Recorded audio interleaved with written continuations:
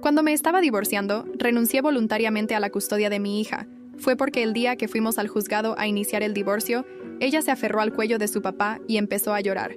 Mami mala, odio a mami. Si insistes en divorciarte de papá, me quedaré con él y te verás crecer sola, dijo con una mezcla de rabia y resignación. En mi vida anterior, ignoré sus amenazas infantiles y luché por la custodia. La crié con todo mi corazón, pero me odió durante toda su vida, sin volver a llamarme mamá hasta el día en que morí. En su boda, incluso invitó a la amante de su padre al escenario para dar un discurso de agradecimiento. Cuando volví a abrir los ojos y vi esa carita maliciosa frente a mí, asentí con indiferencia. Me parece bien. De todas formas, no quiero una hija desagradable. Me parece bien. No quiero una hija desagradable, de todas formas, repetí. Apenas lo dije, las dos personas frente a mí se quedaron paralizadas, como si un rayo las hubiera alcanzado. Me miraron incrédulos. Carlos se quedó atónito por un instante. Luego reaccionó y comenzó a maldecirme. ¿Qué tonterías estás diciendo delante de la niña? Eché un vistazo a Anita, que se escondía entre sus brazos, y repetí. Si no quiere quedarse conmigo, pues vale. Yo tampoco quiero una hija tan desagradable. Si aún no lo entiendes, lo diré más claro. No la quiero. Articulé cada palabra, con fuerza. Apenas terminé de hablar, Anita, que había estado enterrando su cabeza y haciendo berrinches para intentar hacerme cambiar de opinión, levantó repentinamente la mirada. Me miró y empezó a gritar con una voz estridente, su carita cubierta de lágrimas y mocos. Mami mala, odio a mami. Mientras luchaba entre los brazos de Carlos, casi se cae. Él no tuvo más opción que bajar la cabeza y tratar frenéticamente de consolarla. Mami solo está bromeando. Te cargó 9 meses, te parió y te cuidó. ¿Cómo es que no te quiere? Todos sabemos que eres su favorita, dijo mientras, con suavidad, intentaba calmarla. Con su insistencia, los llantos de Anita se fueron apagando poco a poco. Se aferró a los brazos de Carlos como un pulpo, apretándole el cuello, y preguntó en voz bajita. ¿En serio? Claro que es cierto. ¿No quieres preguntarle a tu mami tú misma? Carlos la consolaba, lanzándome miradas cómplices, queriendo que tomara a la niña para reconfortarla. Anita también me miró con los ojos llenos de lágrimas, pero yo seguí, impasible, sin inmutarme ni un ápice. Manteniendo esa actitud fría, Anita parecía haber sido picada. Su boquita se torció como a punto de llorar de nuevo. Carlos perdió la paciencia y me fulminó con una mirada oscura. ¿Qué te pasa? Ya... Es bastante malo que quieras divorciarte, pero ¿ahora tampoco quieres a la niña? ¿Acaso sigues siendo apta para ser madre? Con una mueca burlona contesté con indiferencia. ¿No fuiste tú la que dijo que no quería que yo fuera su mami primero? Claro que tengo que respetar sus deseos. El cuerpecito de Anita se tensó por un momento. Luego me fulminó con la mirada y gritó.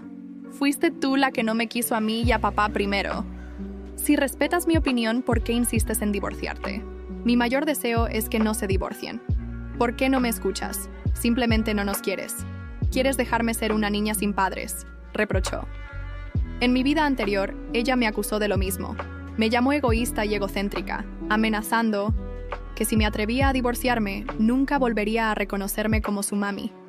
Yo no discutí, teniendo en cuenta su corta edad. En cambio, le expliqué pacientemente.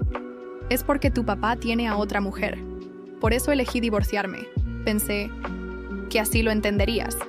Pero lo que obtuve a cambio fue su ingenuidad, teñida de malicia. ¿Es que no eres lo suficientemente buena? ¿Por eso papá tuvo que buscar a alguien más? La mamá de mi amiga Rosario es bella y capaz, y su papá jamás buscaría a otra. No eres suficiente. Papá no te quiere, y yo tampoco te quiero, dijo. En ese instante sentí como si hubiese caído en un pozo helado. Una sensación de frustración y desesperanza, que jamás había sentido, brotó en mi interior. Siempre pensé que, aunque no fuera una esposa exitosa, al menos era una madre ejemplar. Desde que nació Anita, todo mi tiempo y energía se lo dediqué a ella. Temía que se sintiera sola, con frío o con hambre, o que se sintiera maltratada. Hice todo yo sola. Pero después de entregar mi alma y corazón, Lo único que recibí fueron 8 palabras. No eres suficiente. No te quiero. Susurré, con el corazón estremeciéndose violentamente. Pero ni por un segundo pensé en rendirme. Creí que sería mejor cuando creciera. Cuando se hiciera mayor y sensata, entendería mis dificultades y mi amor por ella. Así que, hasta el día de su boda, la traté con aún más cuidado. En esa boda, invitó a Carlos y a su esposa, la amante de Carlos, al escenario, llamándolos papá y mami en cada frase, ofreciendo un discurso de agradecimiento ante todos, los invitados. Se arrodilló ante aquella mujer y dijo: «Tú eres a quien más debo agradecer en esta vida. Quiero agradecerte por sacar a papá de ese matrimonio fallido y por cuidarme todos estos años. Sin ti, yo no sería quien soy hoy. Por favor, permíteme llamarte mami».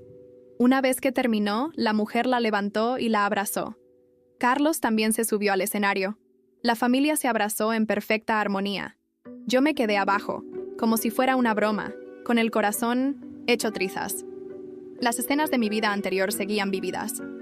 No pude evitar mirar a Anita con cierto asco. Ella, asustada, pensó que estaba enfadada por lo que acababa de decir. Se acurrucó en los brazos de Carlos y dijo en voz baja: «No». Dije: «Nada malo, ¿no? ¿Acaso no es mejor que nuestra familia se quede junta? Papá te suplicó tanto y aún insistes en divorciarte. No consideras mis sentimientos para nada», le replicó con una mueca burlona, señalando con desdén. «Tu papá me pidió que no me divorciara porque él fue el que engañó. Él es el culpable y el divorcio no le beneficia en absoluto. Solo pensarlo me hace reír», solté con ironía. En mi vida anterior, para obtener la custodia de mi hija lo más pronto posible, hice muchas concesiones al dividir los bienes. Le quitaba a Carlos toda la liquidez, dejándome solo con una empresa hecha trizas. Esta vez no seré tan tonta. Puedo renunciar a la niña, pero el dinero, ese no lo cedo. Debo quedármelo todo. Al oír lo que dije, Anita se quedó un poco aturdida. Miró a Carlos con confusión, sin comprender lo que significaba engañar. La cara de Carlos se puso roja y negra cuando le quité la careta delante de nuestra hija. ¿No tienes vergüenza de decirle esas cosas a nuestra hija? Tienes la cara de hacerlo. ¿Y por qué no tengo yo la cara de decirlo?, le pregunté, dirigiéndome a nuestra hija, que aún no había recobrado el sentido. ¿Aún así, sigues en contra de que me divorcie de tu papá? ¿Insistes en quedarte con él? Anita se quedó helada ante mi voz seria y fría, sin pronunciar palabra. Carlos apretó fuertemente sus brazos. Al siguiente segundo, la duda en el rostro de Anita desapareció, convirtiéndose en determinación. Sí, en efecto, era la hija ejemplar de Carlos. Mostré una mueca burlona, tomé mi bolso y me di la vuelta para irme. Tras abandonar la villa, junto a la playa, una hermosa propiedad en la Riviera Maya, regresé al apartamento cerca de mi empresa, ubicada en el centro de la ciudad. Apenas crucé la puerta, recibí una llamada de mi madre. «¿Cómo fue la audiencia de divorcio hoy?», preguntó. «No se llevó a cabo, mamá», contesté. «¿Por qué? ¿Será que Carlos se opuso o Anita armó otra escena?». «Ninguno de los dos. Quiero redactar un nuevo acuerdo de divorcio», dije. Mi madre vaciló. «No tienes pensado ceder la empresa para obtener la custodia de Anita, ¿verdad?». «No es que no me guste, pero ella está metida de lleno en la familia Jiménez. No tiene sentido forzarla a quedarse conmigo». En mi vida anterior, mi madre decía cosas similares. Tras verme sacrificar mis propios intereses una y otra vez, señalaba mi nariz y me regañaba. «Debes estar loca, entregando la fortuna que tu padre hizo en su vida a otros por una ingrata». Se opuso cuando me casé con Carlos, quien provenía de otra clase social. Más tarde, cuando casi renuncié a la empresa por culpa de Anita, se enfureció aún más, exigiéndome en varias ocasiones que devolviera a Anita.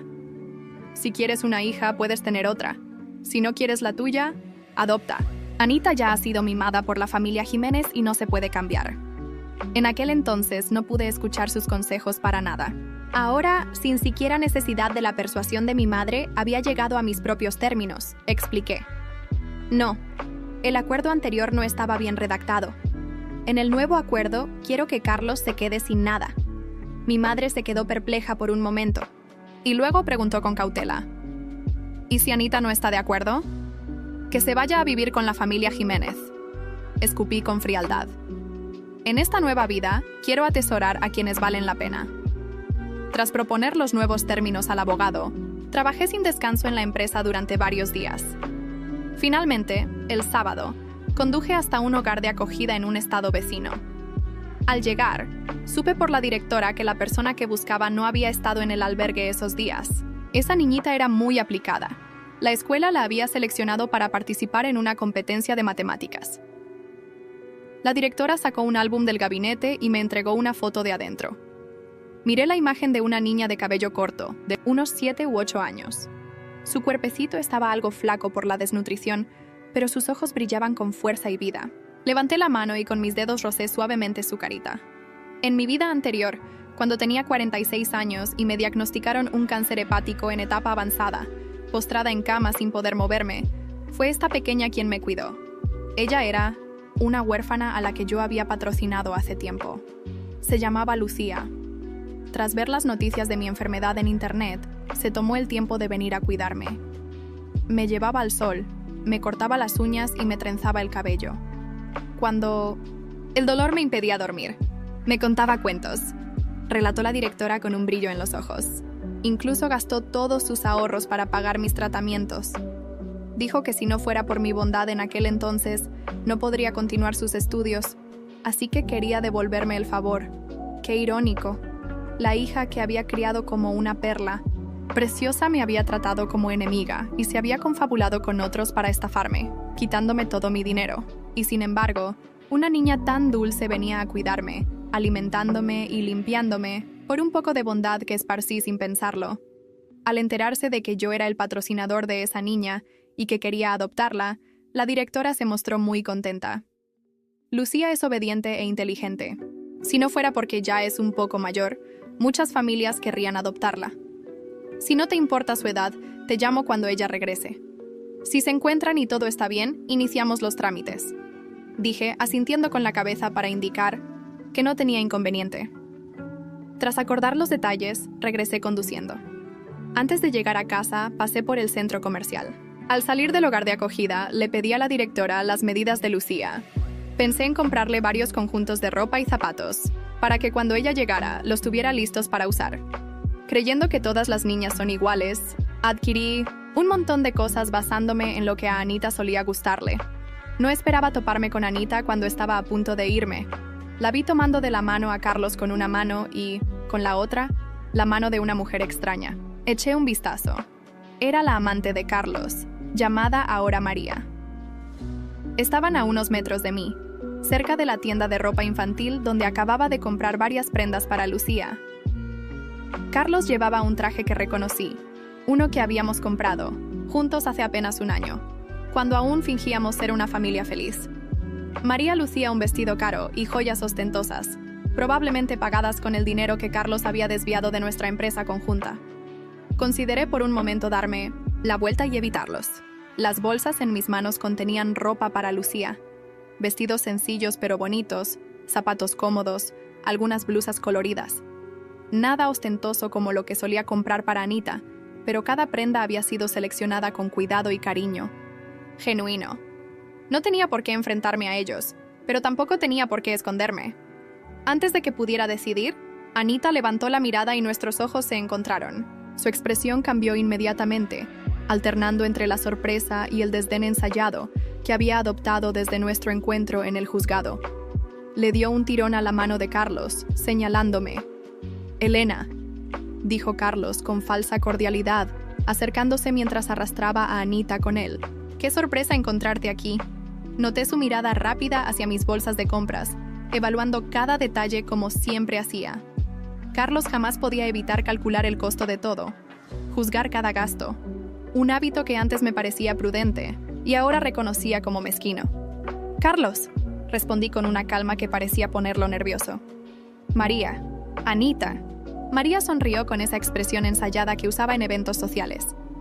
Sus ojos se movieron de mis zapatos a mi bolso, intentando evaluar mi situación financiera en segundos. Casi podía escuchar sus pensamientos.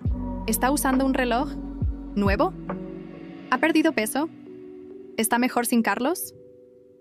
«Veo que estás de compras», comentó María señalando mis bolsas. «¿Algo especial? Antes de que pudiera responder, Anita intervino con ese tono petulante que había adoptado desde que decidió que yo era el enemigo en esta historia. Seguro son cosas para ella misma, dijo con desdén. Mamá siempre ha sido egoísta, dale. Palabra mamá en sus labios sonaba como un insulto ahora. Carlos le dio un apretón en el hombro, una señal sutil de aprobación que no pasó desapercibida para mí. Había visto ese mismo gesto cientos de veces cuando alentaba comportamientos que le convenían. En realidad, respondí tranquilamente, estoy comprando algunas cosas para una niña muy especial. Vi la confusión en sus rostros, el desconcierto, momentáneo. ¿Una sobrina?, preguntó Carlos, intentando descifrar mis palabras. No, respondí con una sonrisa genuina por primera vez. Estoy en proceso de adopción. Se llama Lucía. El silencio que siguió fue tan denso que casi podía tocarse. La noticia claramente los había descolocado. Carlos se puso rígido. Sus ojos delataban cálculos rápidos sobre lo que esto significaría para nuestro divorcio, para la distribución de bienes, para su narrativa sobre mí. ¿Adopción?, finalmente dijo. Elena, ¿apenas puedes manejar tu vida ahora mismo y quieres adoptar a una niña extraña? Curiosamente, respondí sin alterarme. Estoy manejando mi vida mejor que nunca. La empresa está creciendo, el nuevo acuerdo de divorcio está casi listo, y pronto tendré una hija que realmente aprecie lo que hago por ella. Anita frunció el ceño, captando la indirecta. María entrecerró los ojos, evaluando si debía intervenir. Pero fue Carlos quien no pudo contener su irritación. Siempre había odiado no tener el control de la situación.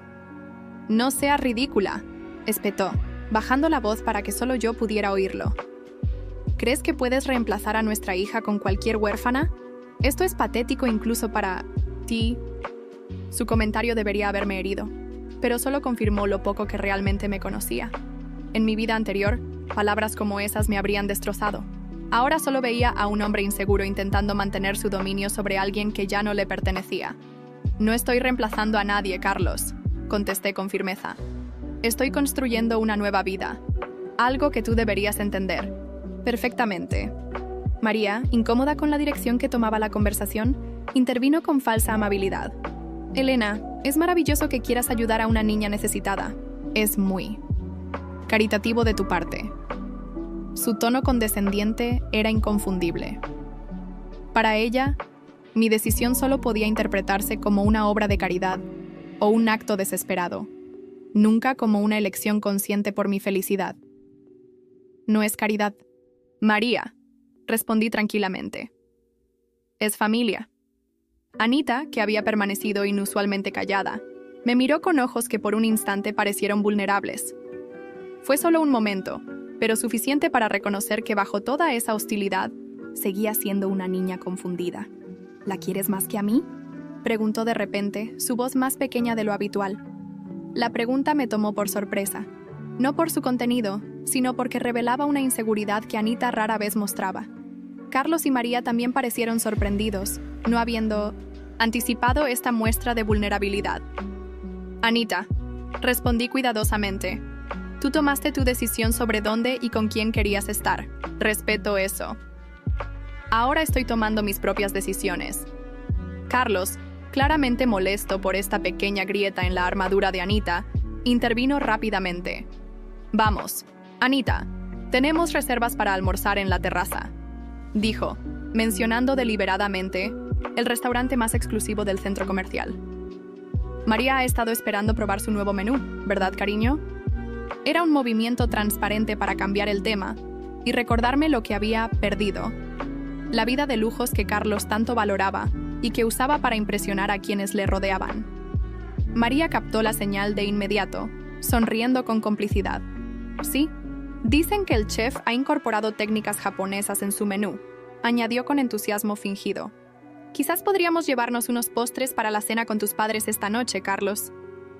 Los observé, sorprendida ante su necesidad constante de demostrar estatus, de mantener apariencias.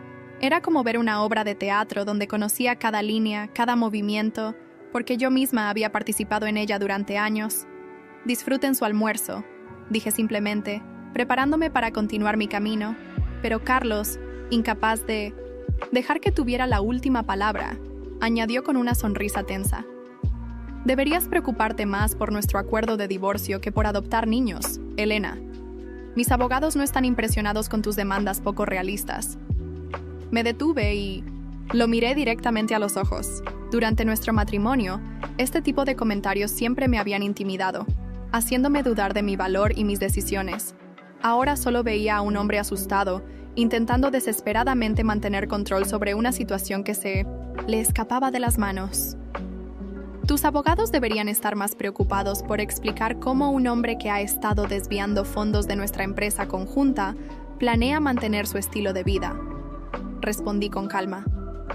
O quizás deberían revisar las cláusulas de infidelidad en nuestro contrato matrimonial. Estoy segura de que encontrarán la lectura esclarecedora. El rostro de Carlos palideció visiblemente. María se tensó, su expresión revelando una mezcla de confusión y alarma. Claramente Carlos no había sido completamente honesto con ella sobre nuestras finanzas o las implicaciones legales de su infidelidad. «Estás mintiendo», murmuró él, pero su voz carecía de convicción. «Ambos sabemos que no», respondí, suavemente.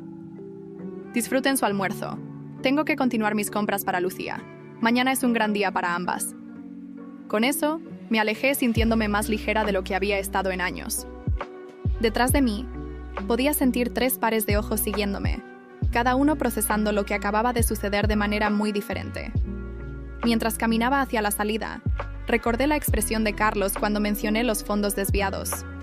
No era solo preocupación lo que vi en su rostro, sino miedo real. Miedo porque sabía exactamente a qué me refería. Y miedo porque finalmente estaba enfrentando a alguien que conocía todos sus secretos y ya no tenía nada que perder.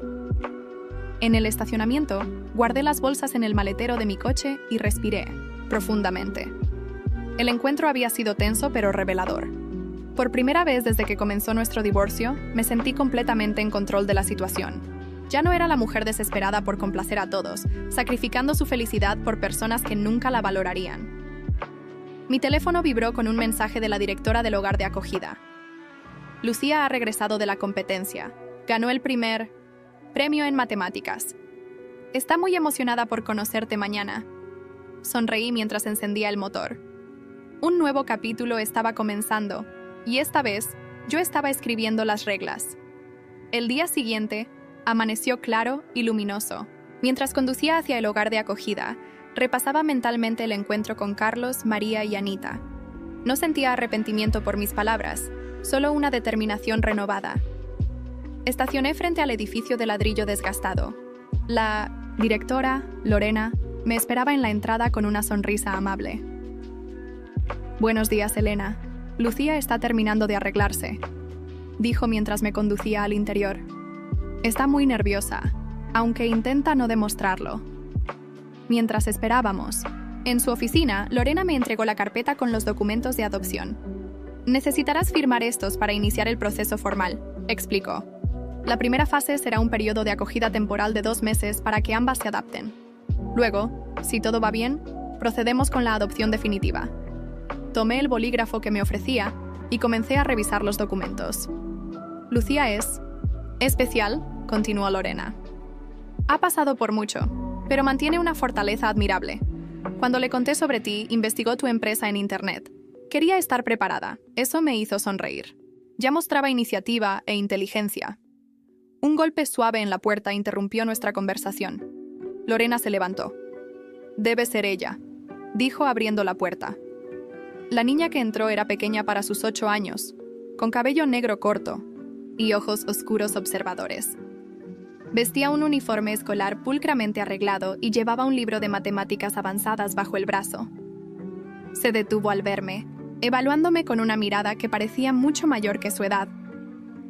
«Lucía, ella es Elena Vega, la señora de la que te hablé», presentó Lorena. «Mucho gusto, señora Vega», dijo con voz clara y formal, extendiendo su pequeña mano. Tomé su mano, notando lo frágil que parecía, aunque su apretón era firme. «El gusto es mío, Lucía», respondí. «Pero por favor, llámame Elena». Ella asintió, evaluándome con curiosidad.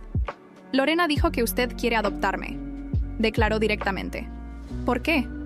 Su franqueza me sorprendió, pero la aprecié.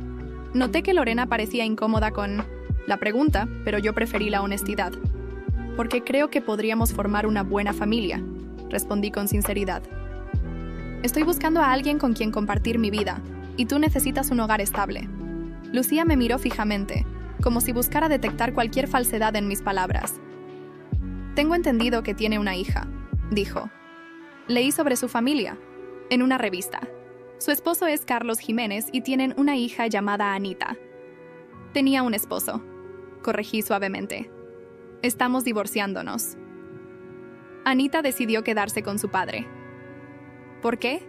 Preguntó simplemente. Era una pregunta complicada, pero merecía una respuesta honesta.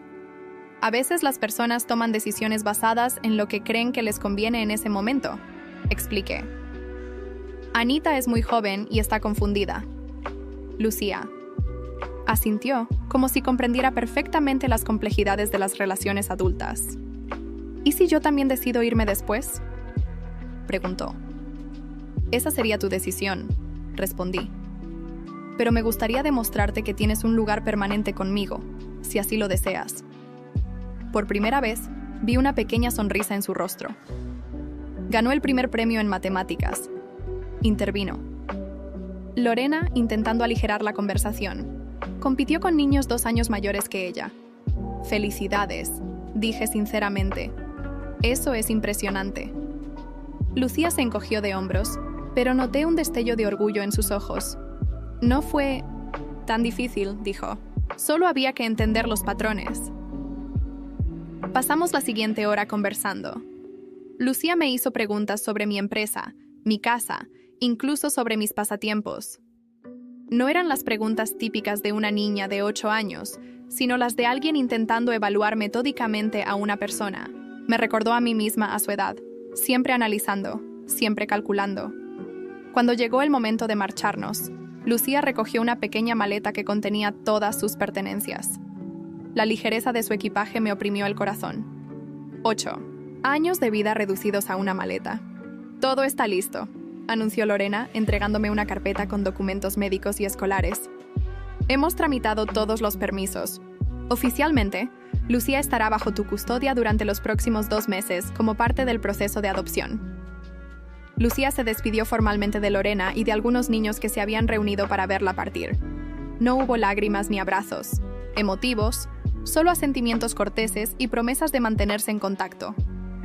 En el auto, mientras acomodaba su maleta en el asiento trasero, noté que la mantenía cerca, como si temiera que pudiera desaparecer si la soltaba. ¿Lista?, pregunté. Ella asintió, su rostro serio nuevamente. «Lista», dijo Lucía, acomodándose en el asiento del copiloto mientras ajustaba su cinturón de seguridad. Durante el trayecto a casa, Lucía observaba todo con atención, memorizando calles y edificios. No hablaba mucho, pero sus ojos registraban cada detalle. Cuando finalmente llegamos a mi apartamento, noté cómo evaluaba discretamente el edificio moderno con su fachada de cristal y el guardia de seguridad que nos saludó en la entrada. «Bienvenida a casa», dije mientras abría la puerta del apartamento.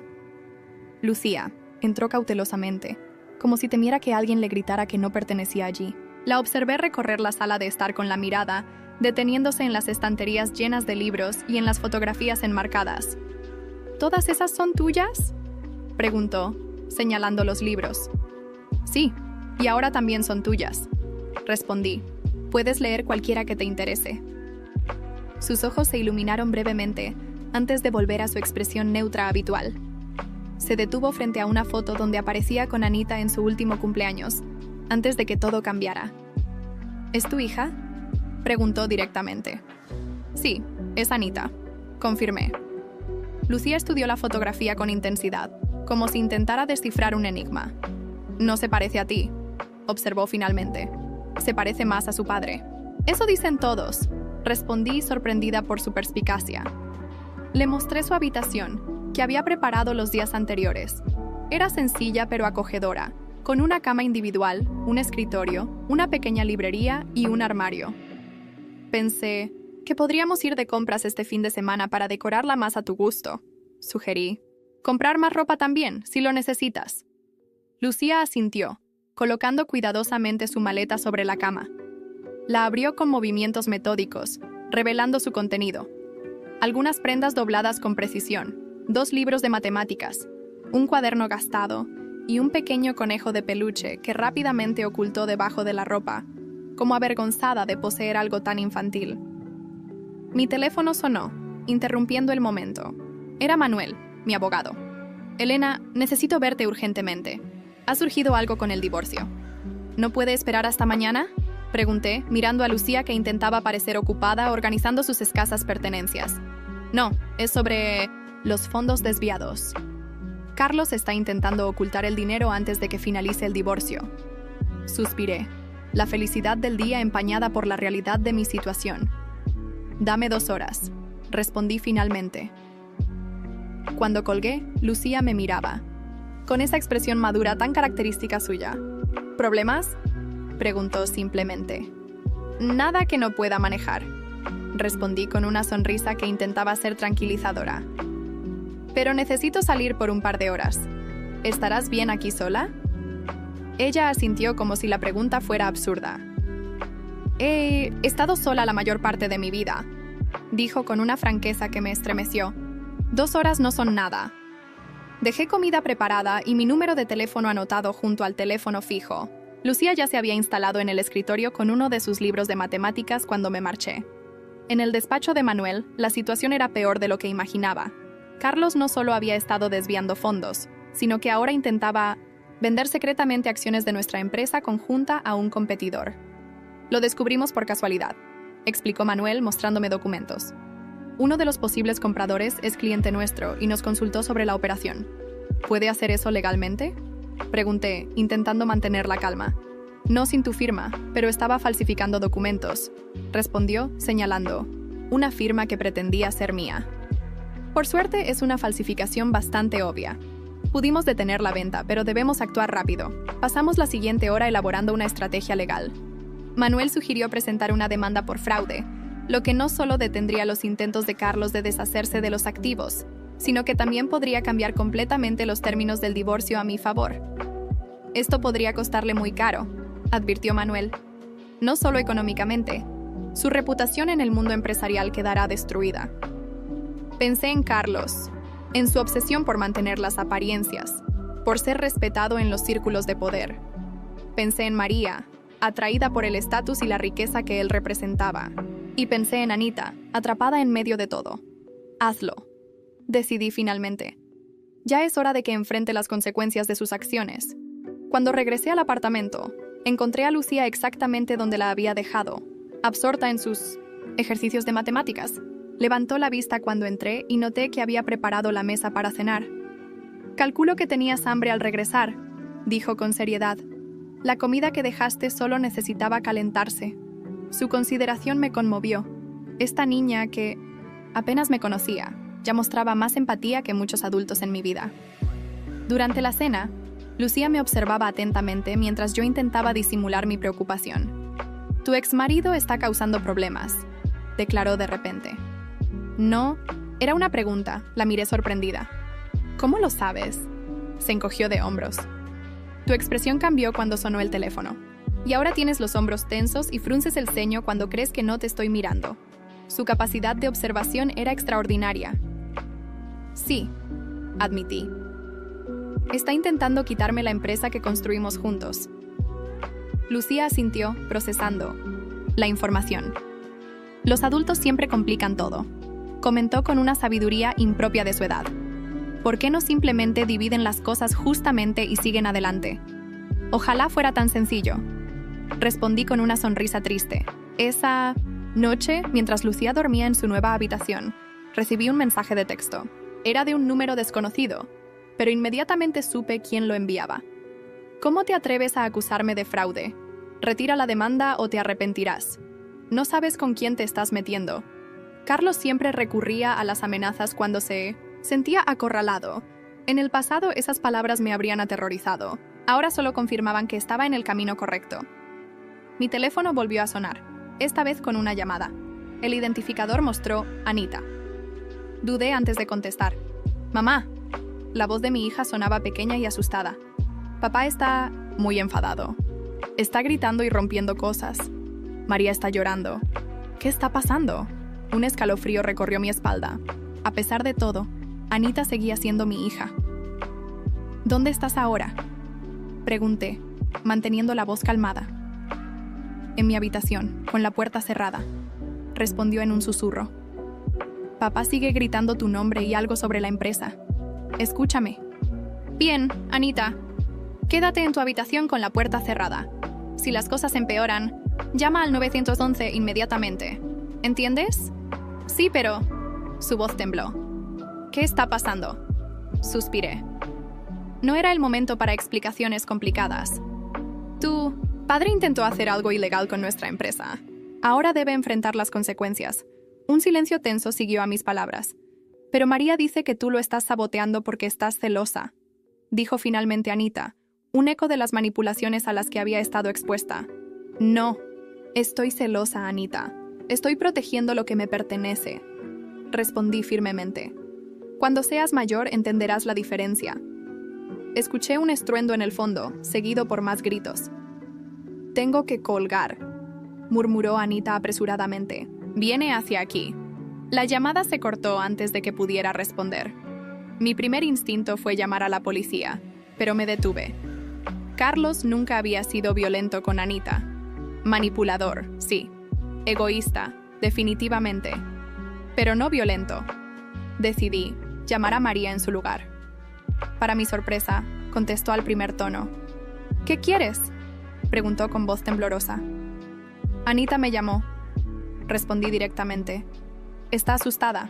Si Carlos está fuera de control, sácala de ahí. Un sollozo. Ahogado fue su respuesta inicial. Todo es tu culpa, acusó finalmente. Carlos dice que lo has denunciado, que perderemos todo. Carlos intentó estafarme. Respondí sin emoción. Sus acciones tienen consecuencias. Ahora, por el bien de Anita, controla la situación o llamaré a la policía. No te atreverías, desafió, pero su voz carecía de convicción. Pruébame, fue mi simple respuesta antes de colgar. Minutos después recibí un mensaje de María. Carlos se ha calmado. Anita está bien. Esto no ha terminado. Exhausta, me senté en el sofá. El alivio por la seguridad de Anita se mezclaba con la preocupación por lo que vendría después. Carlos no aceptaría la derrota fácilmente. Un suave crujido me alertó de que no estaba sola. Lucía estaba de pie en el pasillo, observándome con esos ojos que parecían verlo todo. ¿Tu hija está bien?, preguntó. ¿Cómo sabes?, comencé, pero ella me interrumpió. Las paredes son delgadas y hablas alto cuando estás preocupada. Me froté los ojos, demasiado cansada para fingir que todo estaba bien. Sí, creo que está bien por ahora. Lucía asintió y se sentó. A mi lado en el sofá, manteniendo una distancia prudente. Mi madre biológica también gritaba cuando estaba enojada, comentó con naturalidad. Y mi padre rompía cosas. Después fingían que nada había pasado. Su franqueza me dejó sin palabras por un momento. Lo siento mucho. Fue todo lo que pude decir. No lo sientas, respondió encogiéndose de hombros. Fue hace mucho tiempo. Casi no los recuerdo, pero su expresión decía lo contrario. Algunos recuerdos nunca desaparecen, solo aprendemos a vivir con ellos. En mi casa no habrá gritos ni cosas rotas, prometí. Podemos estar en desacuerdo, incluso discutir, pero siempre con respeto. Lucía me miró con una mezcla de escepticismo y esperanza. Todos dicen eso al principio, comentó finalmente. Entonces tendré que demostrártelo con el tiempo, respondí. Los días siguientes fueron un torbellino de actividad. Manuel informó que la denuncia por fraude había sido aceptada y que Carlos enfrentaba una investigación formal. Mientras tanto, yo dividía mi tiempo entre la empresa, que necesitaba estabilizarse tras los intentos de sabotaje de Carlos, y establecer una rutina con Lucía. La niña se adaptaba sorprendentemente bien. Cada mañana se levantaba puntualmente, preparaba su propio desayuno y organizaba sus materiales escolares. La habíamos inscrito en una escuela privada cercana, donde su talento para las matemáticas había impresionado a los profesores desde el primer día. Una semana después del incidente con Carlos, recibí una llamada inesperada de la directora de la escuela de Anita. Señora Vega, necesitamos que venga a la escuela inmediatamente. Ha habido un incidente con Anita. ¿Está herida?, pregunté alarmada. No físicamente, pero... La directora hizo una pausa. Sería mejor discutirlo en persona. Hemos intentado contactar a su padre, pero no responde. Una hora después, me encontraba en la oficina de la directora. Anita estaba sentada en una silla, con los ojos enrojecidos de tanto llorar y una expresión que mezclaba vergüenza y defensa. ¿Qué ha pasado?, pregunté directamente. La directora ajustó sus gafas, visiblemente incómoda. Anita tuvo un altercado con varias compañeras. Las acusó de burlarse de ella por... Miró brevemente a Anita. Por su nueva situación económica. ¿Qué situación económica?, pregunté confundida. Anita levantó la mirada, desafiante. Papá dice que tenemos que mudarnos porque tú lo estás dejando en la ruina, acusó. Ya no puedo invitar a mis amigas a casa. María está vendiendo su joyería. Todo es un desastre. La noticia me sorprendió. No esperaba que las consecuencias llegaran tan rápido. Anita, comencé cuidadosamente.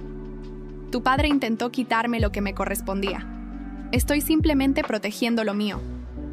Siempre piensas solo en ti, estalló. Por eso papá tuvo que buscar a alguien más.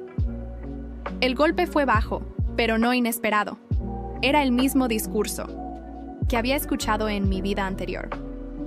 No voy a discutir esto contigo ahora, respondí con calma.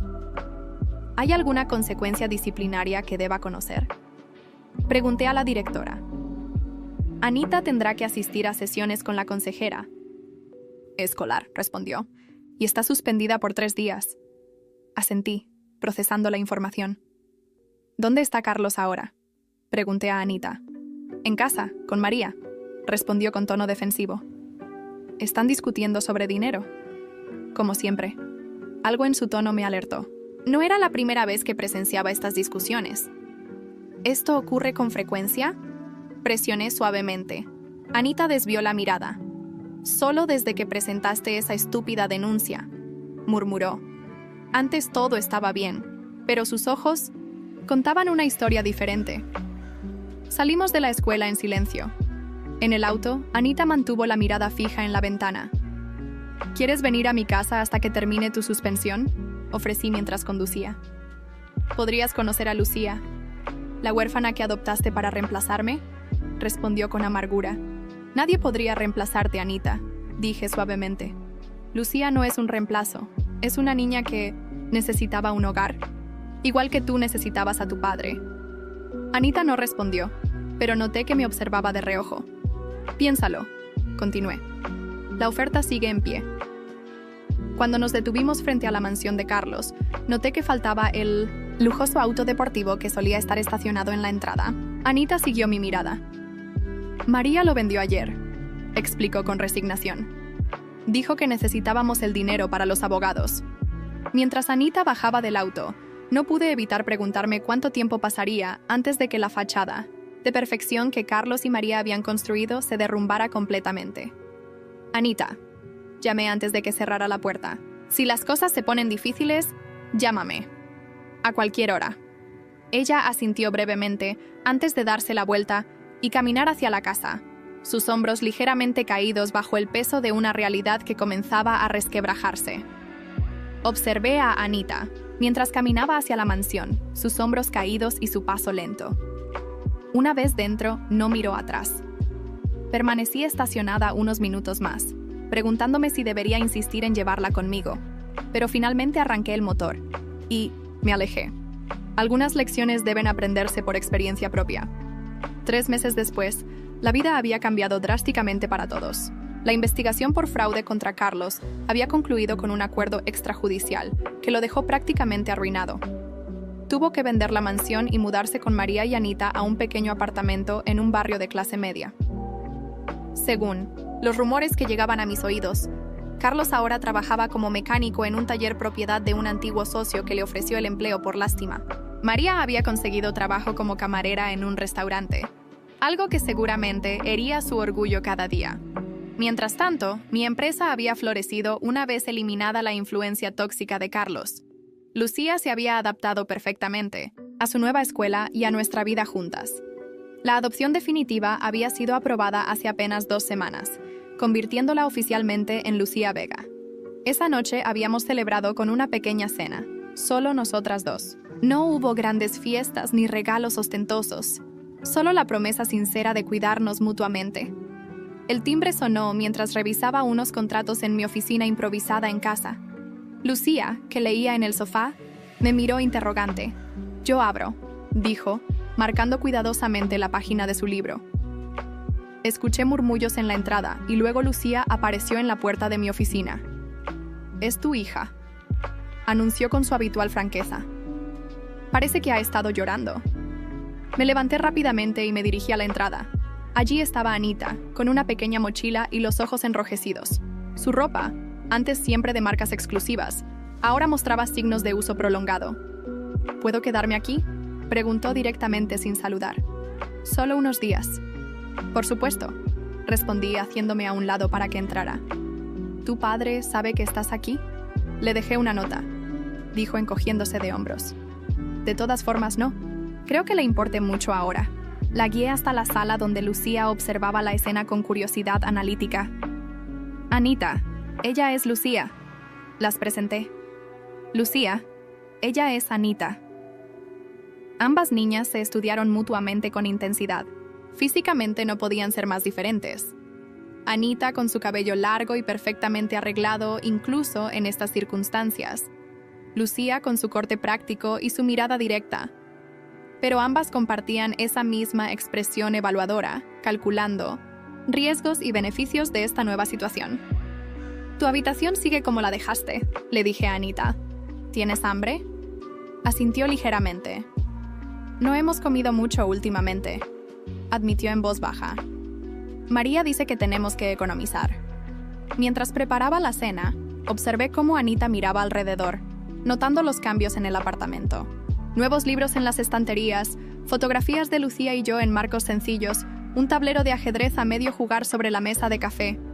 «¿Por qué viniste hoy?», pregunté finalmente mientras cenábamos. Anita jugó con su comida antes de responder. «Papá y María pelean todo el tiempo», dijo en voz baja. «Por dinero, por el trabajo, por todo. Hoy». Dudó. Hoy la escuché decir que nunca debió involucrarse con un hombre con una hija, que soy una carga. Lucía, que había permanecido silenciosa, habló entonces. «Los adultos dicen cosas estúpidas cuando están estresados», comentó con su habitual franqueza. «No significa que seas una carga». Anita la miró sorprendida, como si no esperara apoyo de ella. «Ni tú ni Lucía son una carga», afirmé con firmeza. «Nunca debes pensar eso de ti misma». Los días siguientes establecimos una rutina incómoda pero funcional. Anita y Lucía compartían espacios sin ser exactamente amigas, pero tampoco enemigas. Observé cómo Anita notaba las diferencias entre su antigua vida y la nuestra. Comidas sencillas pero nutritivas, conversaciones honestas, la ausencia de lujos innecesarios, la presencia constante de libros. Carlos llamó al cuarto día, exigiendo que Anita regresara inmediatamente. Puse el altavoz para que ella pudiera escuchar. «Está a salvo aquí, Carlos», respondí tranquilamente. «Puede quedarse el tiempo que necesite». «Es mi hija», gritó a través del teléfono. «No tienes derecho a...». «Tengo todo el derecho como su madre», interrumpí. «Además, ella vino por su propia voluntad. Pregúntate por qué prefiere estar aquí que contigo y María». Hubo un largo silencio antes de que Carlos hablara nuevamente, su voz ahora derrotada.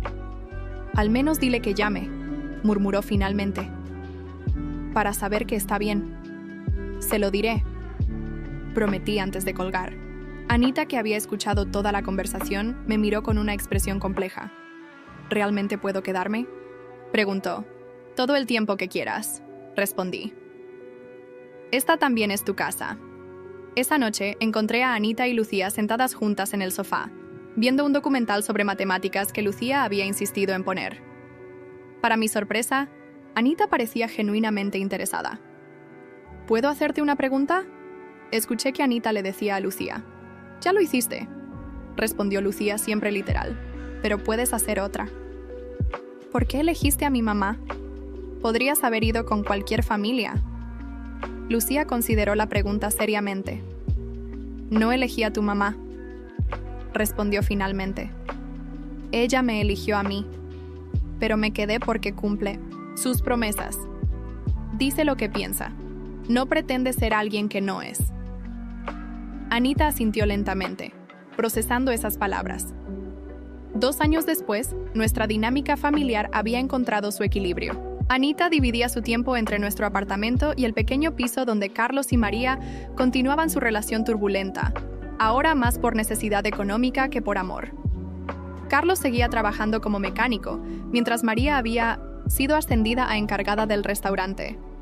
Lucía se había convertido en una adolescente brillante, enfocada en sus estudios y con planes claros para su futuro. La adopción le había dado estabilidad, y ella me había dado un propósito.